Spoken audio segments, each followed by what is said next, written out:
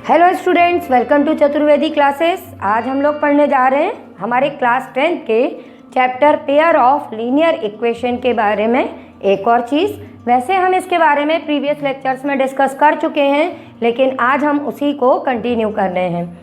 ये हम question third को लेके कंटिन्यू कर रहे हैं, जो हमारी एमपी बोर्ड और सीबीएसई की जो एनसीईआरटी की बुक चलती है उसका क्वेश्चन नंबर थर्ड का थर्ड पार्ट है। इस क्वेश्चन नंबर थर्ड में हमने क्या पढ़ा था, जो प्रीवियस लेक्चर में, जिसको हम कंटिन्यू कर रहे हैं कि हमको ये बताने हैं कि जो पेयर ऑफ लीनियर इक्वेशंस हैं वो हमारी कंसिस्टेंट है या इनकंसिस्टेंट है। तो मैं आपको वैसे बता चुकी हूँ कि कंसिस्टेंट इक्वेशंस हम किनको कहते हैं, जो इंटरसेक्टिंग लाइंस को रिप्रेजेंट करती हैं या कोइंसिडेंट लाइंस को, और इनकंसिस्टेंट हम उन पेयर ऑफ लीनियर इक्वेशंस को कहते हैं जो पैरेलल होती हैं। इनकी कंडीशंस भी हम लोग ने प्रीवियस लेक्चर में पढ़ी थी, जो मैंने यहाँ लिख रखी हैं कि इसके लिए ग्राफ ड्रॉ करने की ज़रूरत नहीं है। हम केवल कोफिशिएंट्स के रेशो निकाल लेते हैं, एक्स के कोफिशिएंट, वाई के कोफिशिएंट्स और कांस्टेंट टर्म के, फिर उनको कंपेयर करते हैं और उनसे बिना ग्राफ ड्रॉ किए हुए ये डिसाइड कर लेते हैं कि हमारी पेयर ऑफ लाइंस का ग्राफ किस टाइप का होगा। जैसे कि फर्स्ट कंडीशन थी आपकी a1/a2 not equal to b1/b2। अगर ये दोनों हमारे कोफिशिएंट, x के कोफिशिएंट्स का रेशो और y के कोफिशिएंट का रेशो अगर अनइक्वल होता है तो उस केस में हमें मालूम है कि हमारी इंटरसेक्टिंग लाइंस होंगी, ठीक है। और अगर हमारे सारे के सारे रेशोज इक्वल आ जाते हैं तो इस केस में हम जानते हैं कि हमारी कोइंसिडेंट लाइंस होती हैं। और अगर हमारे x और y के कोफिशिएंट तो इक्वल हो, मतलब उनका रेशो इक्वल हो, और कांस्टेंट टर्म का रेशो अनइक्वल हो, तो इस केस में हमारे पास में पैरेलल लाइंस हो जाती हैं। अब हम क्या जानते हैं कि जो हमारी पैरेलल लाइंस होती हैं वो इंटरसेक्ट ही नहीं करती, तो पेयर ऑफ लीनियर इक्वेशन के कोई सॉल्यूशन ही पॉसिबल नहीं होते। तो इस केस में पेयर ऑफ लीनियर इक्वेशन क्या कहलाएंगी, इनकंसिस्टेंट, और इन केसेस में क्या कहलाएंगी, कंसिस्टेंट। ये हम लोग अपने पहले वाले वीडियो में भी अच्छे से समझ चुके हैं, एक बार और समझ लिया जिससे हमको ये याद रहे। और ये केवल इस पर्टिकुलर क्वेश्चन के लिए ही काम नहीं आएगी, आप पूरे चैप्टर में जो ग्राफिकल मेथड के अलावा अलजेब्राइक मेथड भी पढ़ेंगे, उसमें भी आपको ये कंडीशंस बहुत हेल्प करेंगी। आपको ये कंडीशन आती है तो आप किसी भी मेथड का क्वेश्चन है मेंटली आप समझ चुके होंगे कि इसमें हमको यूनिक सॉल्यूशन मिलेंगे और इसमें नहीं मिलेंगे, ठीक है बेटा। अब हम इस क्वेश्चन को, क्वेश्चन थर्ड के थर्ड पार्ट को डिस्कस कर लेते हैं कि ये कंसिस्टेंट या इनकंसिस्टेंट किस चीज़ को रिप्रेजेंट कर रहा है, तो इसके बारे में सॉल्व करना शुरू करते हैं। अच्छा, इस पर्टिकुलर क्वेश्चन को हम लोग ध्यान से देखेंगे। उसका रीज़न क्या है, उसका मेन रीज़न ये है कि इस एक क्वेश्चन में हमारे पास में जो कोफिशिएंट्स हैं वो फ्रैक्शन में दिए हुए हैं। बाकी जितने भी क्वेश्चंस थे वहाँ पे अभी तक हमने कोफिशिएंट फ्रैक्शन में नहीं देखे। तो इनको करने के दो मेथड है, आप दो तरह से इनको कर सकते हो। पहली चीज़ तो ये है कि जब हम इन क्वेश्चंस की स्टार्टिंग करते हैं, तो जैसा कि हमारा मेन काम रहता है कि पहले इनको स्टैंडर्ड फॉर्म में लिखना है, तो हम इनको इक्वेशंस को अपनी को स्टैंडर्ड फॉर्म में लिख लेते हैं, ठीक है। और ये हमारी इक्वेशन 1 का स्टैंडर्ड फॉर्म है। अब आप इसी कंडीशन में इनको कंपेयर करते हैं अपनी a1x b1y plus c1 is equal to 0 से, तो आपके पास में a1 मीन्स x का कोफिशिएंट क्या मिलता है, 3/2। तो अगर आप 3/2 b1 5/3 लेके सॉल्व करते हैं तो भी आपके पास में सेम आंसर्स आते हैं। और इसको जिन लोगों को फ्रैक्शन में सॉल्व करना नहीं आता उनके लिए मैं एक इजी मेथड बता देती हूँ, आप उस मेथड से कर लो। और इसमें ही नहीं, अलजेब्राइक मेथड में भी जब भी फ्रैक्शन आए आप इजी मेथड से करोगे तो उससे क्या होगा, आपकी कैलकुलेशन की कहीं भी गलती नहीं होगी।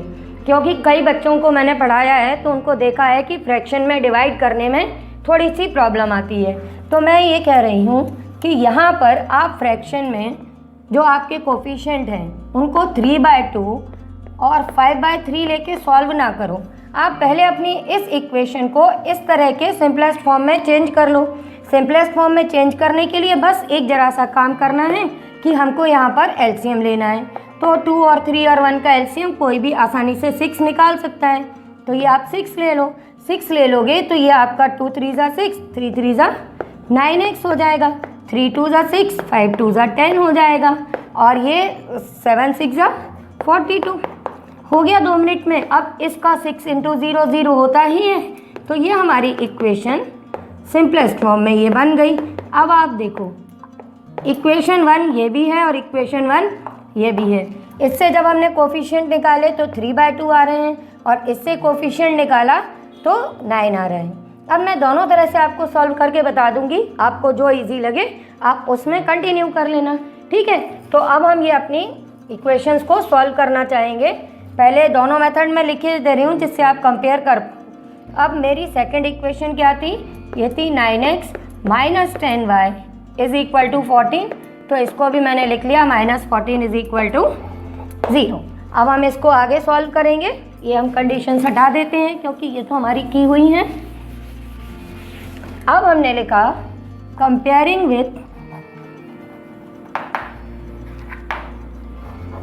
जैसा हम हमेशा लिखते आ रहे हैं, a1x + b1y + c1 = 0 and a2x + b2y + c2 = 0 respectively.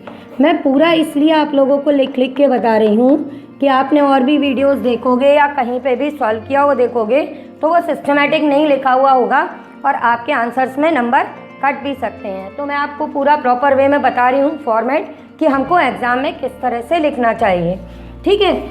तो यहाँ पर इसके बाद हम लिखेंगे वी। अब A1 में जो मैं कह रही हूँ मैं दोनों तरह से सॉल्व कर रही हूँ। मान लो कि हम सबसे पहले ये सिंपलेस्ट फॉर्म से सॉल्व कर लेते हैं, उसके बाद में इस फॉर्म से करेंगे। तो हमने A1 की वैल्यू निकाली यहाँ से, तो A1 की वैल्यू हमारे पास में आ गई 9, B1 की वैल्यू निकाली 10 और C1 की वैल्यू निकाली तो वो आ गई -42। ये तो आपको समझ में आ ही गया। फिर यहाँ पर A2 की वैल्यू हमने फाइंड की तो वो भी आ गई हमारे पास में 9। फिर हमने B2 की वैल्यू निकाली, B2 की वैल्यू है हमारे पास में -10 और C2 की वैल्यू क्या हो गई -14। इसमें तो कोई प्रॉब्लम नहीं है, ये हमने एज इट इज़ यहाँ पर लिख दिए। लिखने के बाद में हमने रेशो निकाले। रेशो निकाल के हमने देखा A1/A2 9/9 कैंसिल किया, 1 आ गया, ठीक है। फिर हमने B1/B2 निकाला, ये निकाला तो ये आया 10/10 कैंसिल किया और ये आ गया -1 और C1/C2 फाइंड किया तो ये आया -42/14 14 3 तो ये आंसर आ गया -3। अब जैसा आपने देख ही लिया कि A1/A2 B1/B2 और C1/C2 हमने निकाल लिए। इसकी वैल्यू 1 है, इसकी -1 है और इसकी -3 है। तो इसका मतलब क्या हो गया, A1/A2 ≠ B1/B2 है, मीन्स ये इंटरसेक्टिंग लाइन्स हैं। तो इसका मतलब क्या हुआ कि हमारा सॉल्यूशन कंसिस्टेंट है। अब हम इसको लिखेंगे कैसे, हम लिखेंगे कि S A1/A2 is not equal to B1/B2, so given pair of linear equations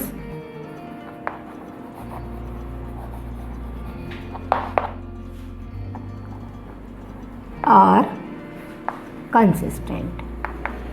ठीक है बेटा, समझ में आ गया कि अगर ये कंडीशन है तो इंटरसेक्टिंग लाइन्स हैं, इसलिए ये जो सॉल्यूशन आएगा वो हमारा कंसिस्टेंट होगा। अब जैसे कि मैंने आपसे स्टार्टिंग में बोला कि आप एलसीएम लेके सॉल्व नहीं करना चाहते या कुछ बच्चों को प्रॉब्लम आती है तो उसमें क्या होगा, मान लिया कि हमने इसको एलसीएम लेके सिंप्लीफाई नहीं किया है और यही इक्वेशन 1 मानी है, तो इस केस में हमारे पास में जो A1 है उसकी वैल्यू आ जाएगी 3/2, जो B1 है वो आएगा हमारा 5/3 और C1 आएगा हमारा -7। अब क्या होता है इस केस में, हमको तो रेशो निकालना है A1/A2 B1/B2 C1/C2।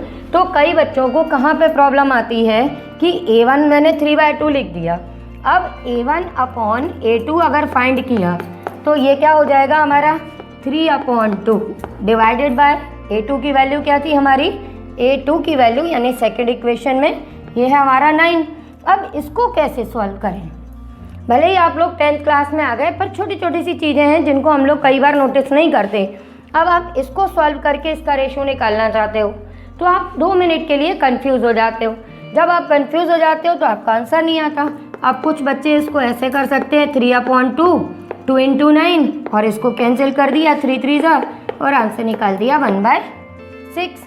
पर मैक्सिमम केस में मैंने देखा है कि स्टूडेंट्स इस चीज़ को नहीं समझ पाते और उनका आंसर रॉन्ग हो जाता है।